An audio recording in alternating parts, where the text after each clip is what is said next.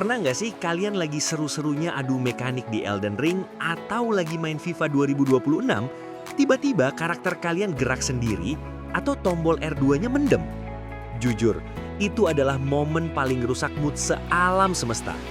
Di tahun 2026 ini, nyari joystick yang awet tapi nggak bikin kantong bolong itu gampang-gampang susah. Banyak brand yang tampilannya keren tapi dalamannya ampas. Tapi tenang, gue udah ngerangkum 7 joystick PC terbaik untuk para gamer sejati yang bakal ngerubah cara kalian main game selamanya. Penasaran mana yang paling worth it? Let's dive in!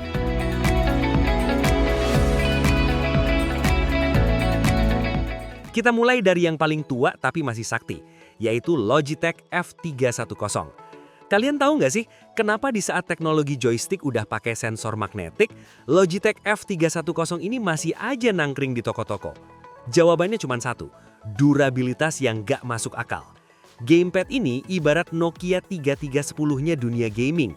Layoutnya emang klasik banget ala-ala PlayStation, dan masih pakai kabel alias wired. Tapi jangan salah, buat kalian yang butuh kepastian koneksi tanpa delay dan gak mau ribet mikirin baterai, ini adalah pilihan paling aman. Uniknya, meskipun desainnya udah berumur belasan tahun, presisi D-pad-nya masih salah satu yang terbaik buat main game fighting atau retro. Tapi apakah kenyamanan desain jadul ini masih relevan buat tangan gamer zaman sekarang yang udah terbiasa sama desain ergonomis modern?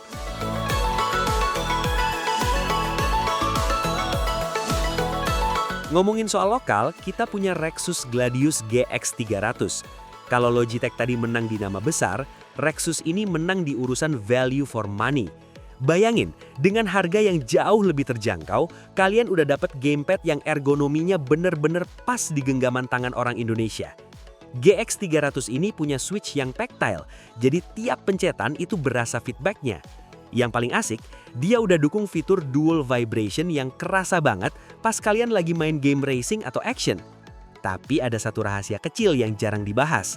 Ternyata durabilitas kabelnya ternyata jauh lebih kuat dibanding seri pendahulunya. Pertanyaannya, kalau Rexus udah sebagus ini, buat apa kita lirik brand lain yang harganya mirip-mirip? Jawabannya ada di brand berikutnya yang punya spesialisasi di urusan koneksi nirkabel.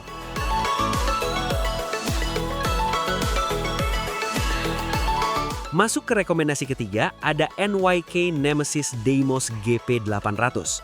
Kalau kalian tipikal gamer yang anti ribet sama kabel dan pengen main sambil rebahan di sofa, Deimos GP800 ini jagoannya. Dia pakai koneksi wireless 2.4 GHz yang super stabil. Gak ada lagi ceritanya input lag pas kalian lagi asyik combo.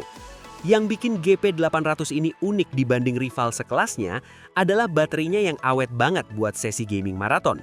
Selain itu, tekstur di bagian gripnya bikin tangan gak gampang keringetan, jadi gak licin pas intensitas game lagi tinggi-tingginya. Tapi apakah fitur wireless aja cukup buat bikin kalian berpaling dari brand sejuta umat?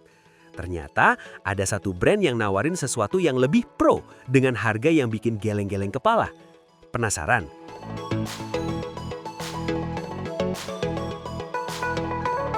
Ada Fantech Revolver 3 WGP12S. Fantech ini kayaknya dengerin banget keluhan netizen.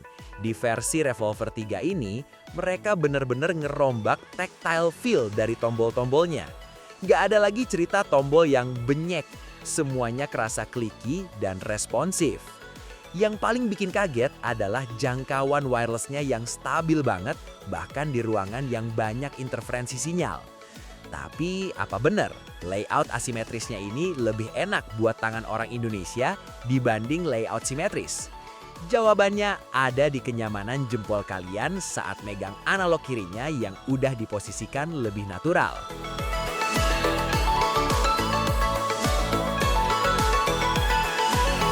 Vortex series Vortex XP107.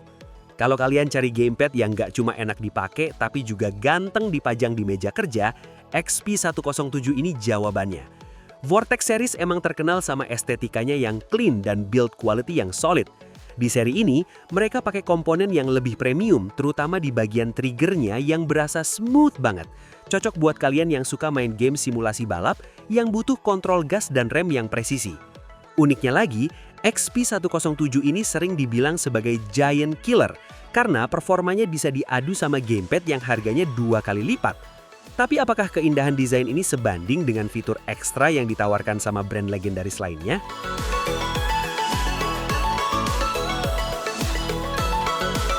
Masuk ke urusan multifungsi, kita punya IPEGA 4233. Jujur, IPEGA ini adalah pilihan paling pintar buat kalian yang nggak cuma main di PC, tapi juga sering main di smartphone atau bahkan konsol lain. Desainnya yang punya touchpad ala controller high-end bikin dia punya nilai lebih.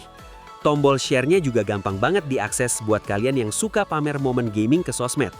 Tapi yang paling gila dari IPEGA 4233 ini adalah harganya yang seringkali nggak masuk akal kalau dibandingkan sama fitur melimpah yang dikasih. Namun ada satu kekurangan kecil yang bikin kalian harus mikir 2 kali kalau mau pakai ini buat kompetitif tingkat tinggi. Kekurangan apa itu? Nanti kita bahas di bagian akhir.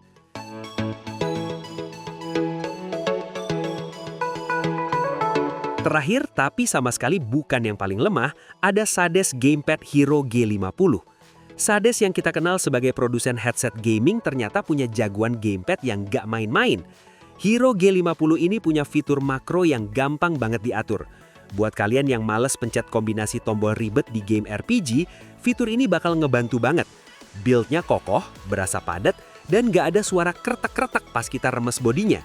Ini adalah bukti kalau Sades serius pengen kuasain pasar controller kelas menengah.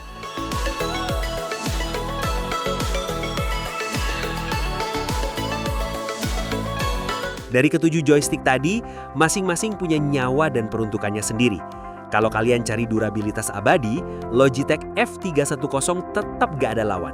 Tapi kalau kalian pengen fitur modern dengan harga lokal, Vortex Series atau Fantech adalah pilihannya. Jadi mana yang bakal jadi senjata baru kalian buat push rank tahun ini?